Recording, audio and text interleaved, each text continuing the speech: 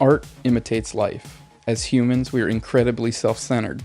We're either obsessed with seeing ourselves in all things, or limited in our ability to view other beings and objects outside of human terms, constantly looking for meaning, relatability, and context.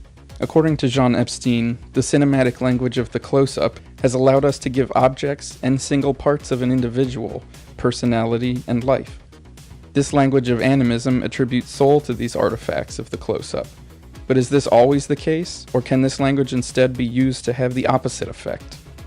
When a non-human entity is meant to be viewed as a human-like character, it is often anthropomorphized, given human attributes such as eyes, hands, or a voice. It makes it easier for the audience to connect with and feel empathy for the character. One of the most important attributes to have this effect is the microphysiognomy of the face, the betrayer of human emotion that gives an X-ray view of the mind. Balazs tells us it is the microphysiognomics of the close-up that have given us this subtlest play of features, almost imperceptible and yet so convincing. The subtle twitch of a single cheek muscle or an eye movement that tells us more about the person in that moment than words ever could. It is exactly in the lack of this attribute that causes an entity to seem cold, non-human, and even soulless.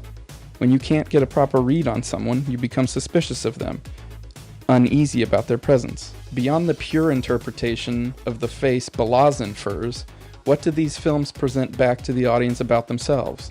How are they read as self-reflexive works?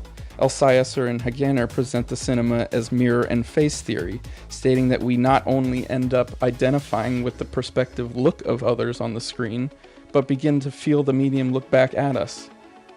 The close-up switches between accentuating one's own spectatorial position and increased identification, giving oneself over to another character. When looking at these two films, why is it that this duality only seems to work in WALL-E and not 2001? Why aren't we able to identify with Hal, even though we are given POV shots and close-ups?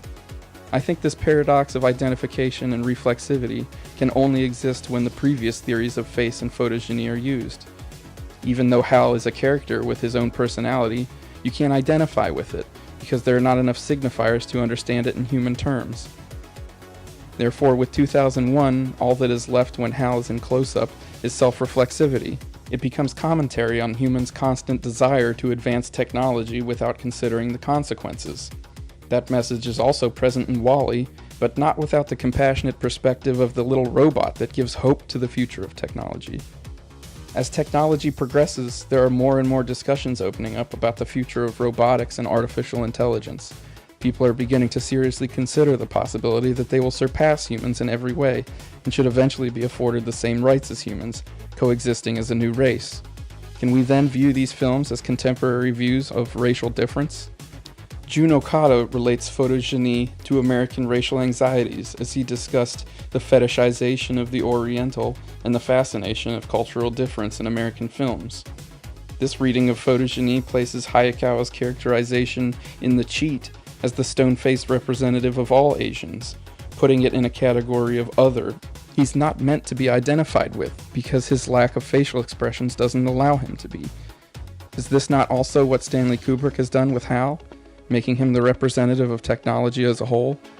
Nothing more than a cautionary tale. In contrast, does Andrew Stanton show WALL-E in a technologically progressive light? Or does the need for WALL-E, a non-human, to have human physiognomy in order to be empathic raise more questions about our inability to connect to the racially different?